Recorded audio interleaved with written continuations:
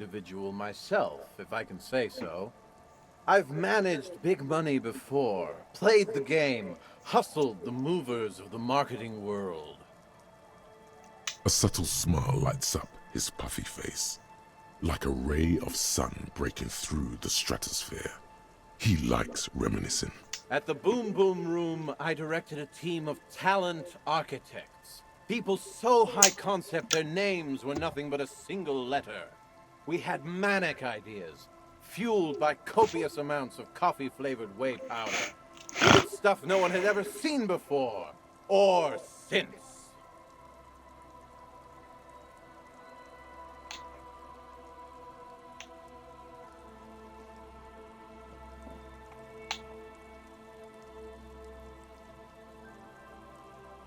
Numbers? How about 15 fucking years of jamming art into people's heads? That's hundreds of high-concept ideas developed and executed for those fancy corp boys in their suits. The result? Millions of real generated for clients. I've made my name in this world. And then he lost it all by going for a jog. Not exactly inspiring. Drinking is the fuel to my fire. Moistens me up to ensure the high concepts have a smooth landing.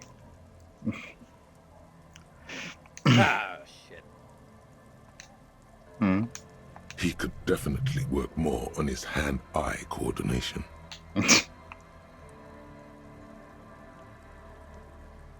Tequila. Whatever's going on in my reality situation doesn't have any bearings on yours. This is all about you and your future. Ask me about that.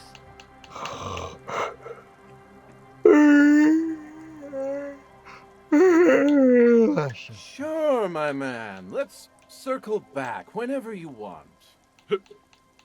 Take your Так, что time. там? I'll be here. А у меня что-то есть, я не помню.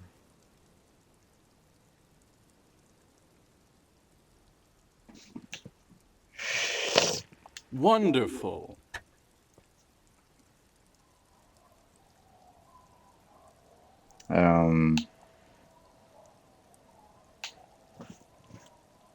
Blue Medical. Pilsner. Not much, but it will do. The tale I'm about to tell you is an urban legend particular to Martinez. That said, I first heard it from a former bicycle courier in Koran. There are many variations on the basic story, and the details often conflict. What everyone agrees on is that nobody knows the exact nature or identity of the phenomenon. Are you telling the story of the headless? Shut the fuck up, Rosemary. Summer of 44. 17-year-old Gertrude Het is walking home from a late shift at the harbor. It's almost midnight. She stops for a cigarette near the canal. The streets are warmed by a southerly breeze. The lights of a passing motor carriage bloom and fade in the distance. In the harbor's dark, her cigarette is a beacon, dancing alone. The image comes to you effortlessly, as though you'd walked the same streets yourself 1,000 times. Our heroine finds herself enjoying the peace and quiet the canal provides. What she doesn't know is that her peace is about to be shattered. From behind her comes the clattering of hooves. Startled, she turns around, and what does she see? A horse. Well, yes, but it's the man on the horse that's of interest here. A man The pause is long and dramatic. with no head on his shoulders, wearing a found tracksuit, searching for the legendary found cap that went missing when he lost his head.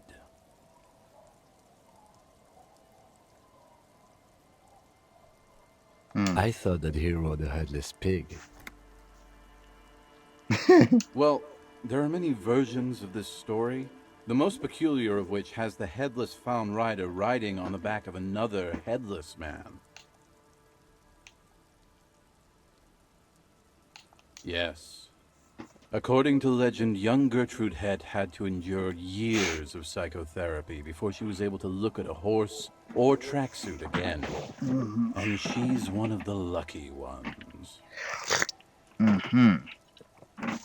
Gertrude Het may have been the first to witness the headless found rider, but she wasn't the last.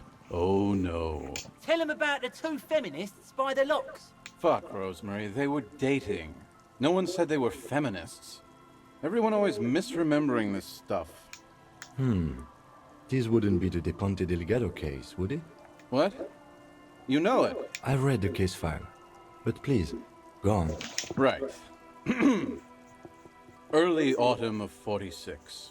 Ula de Ponte and Eva Delgado are fishing near the waterlock long after the sun has set. The wind picks up. A sky already dark now blackens.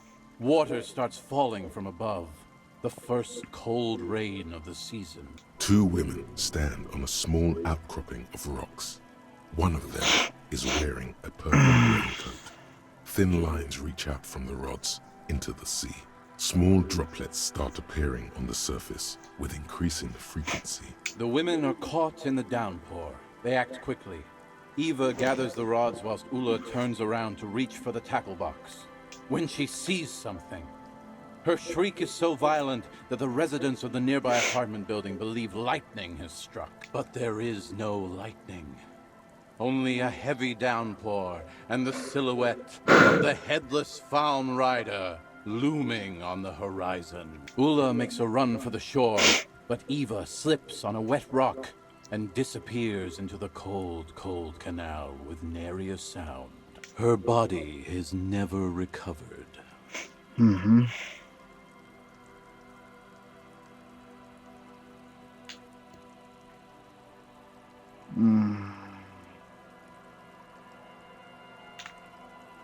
Naturally, Ula de Ponte became the prime suspect in the disappearance of Eva Delgado. De Ponte maintained that it was the so-called headless found rider and that she ran fearing for her life. During the investigation, it became apparent that there was a love triangle, the third party being some small-time businessman. I don't remember the exact details. The leading theory was that an argument broke out on the jetty and De Ponte pushed Delgado into the canal, then cooked up this stupid cover story. No, she committed suicide before she could be taken into custody. They found her in the bathroom with a rifle, her face slowly peeling off the ceiling. Not a pretty scene. Man, that's some grisly detail. Oh well. Here's to another case closed. Anyway, that's the story of the headless found rider. Pretty crazy, huh?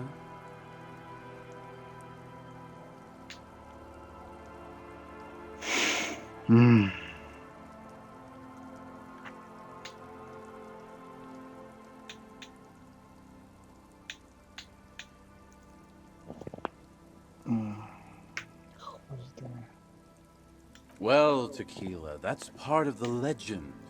No one knows for sure. There are a couple of possibilities, though. Some say he was an undercover cop who blew his cover and got beheaded by the vicious gang he had infiltrated. Now he rides, searching for his lost-found cap, plotting revenge. Others claim he was a professional jockey who veered off course during a steeplechase, ended up in somebody's backyard, and got decapitated by an exceptionally taut clothesline. Even decapitation couldn't stop his commitment to the sport. Are you that committed?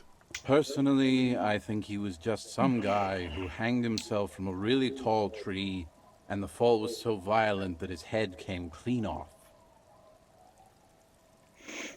Coincidentally, at that exact moment, a horse happened to pass under him, and his beheaded corpse mounted it, where it remains to this day. But then, no one really knows. For some reason, this does strike you as the most plausible theory of them all.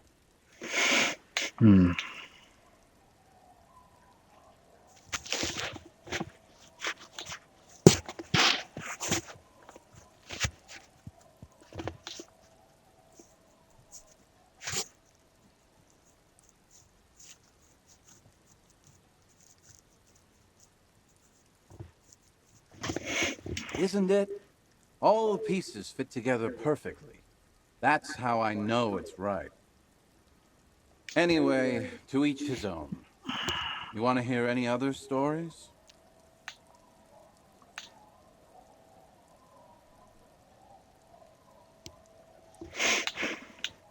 Mm.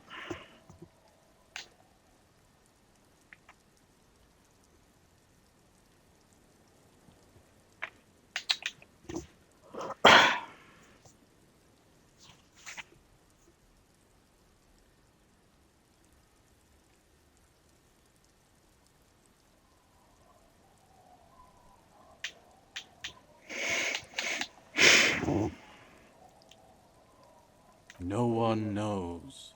Some say he stalks Martinez to this day, and can be seen near the canal when the clock strikes midnight.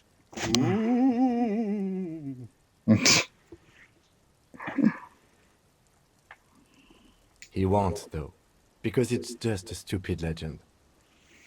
Aye. I saw him one night when I was right shit-faced. Mhm.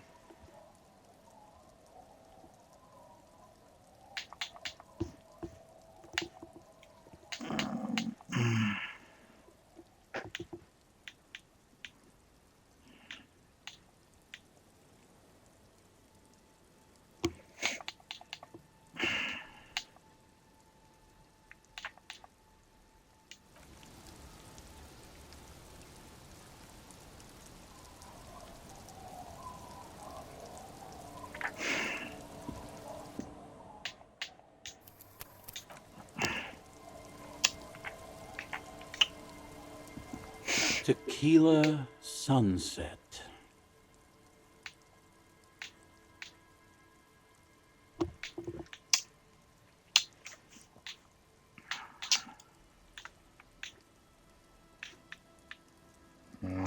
Так.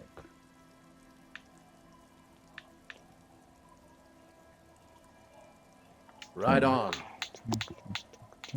Have you made your mind up? That's it. I'm back.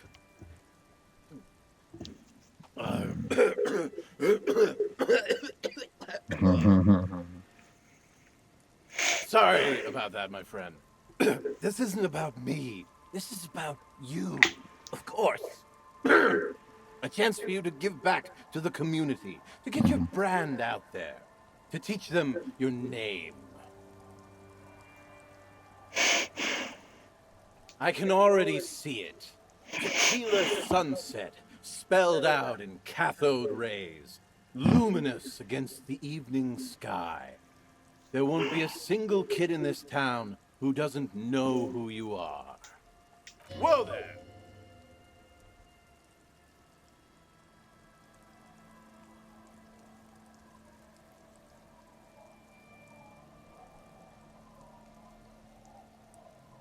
Yeah, whoa there. What is this? The fun police? No need to worry about that. I've got it all under control. Besides, it helps with my creativity. Gets the business juices flowing, you know?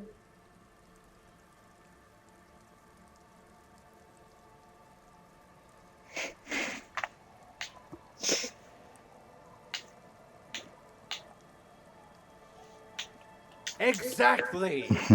We're partners, you and I. Partners in drinking, partners in business.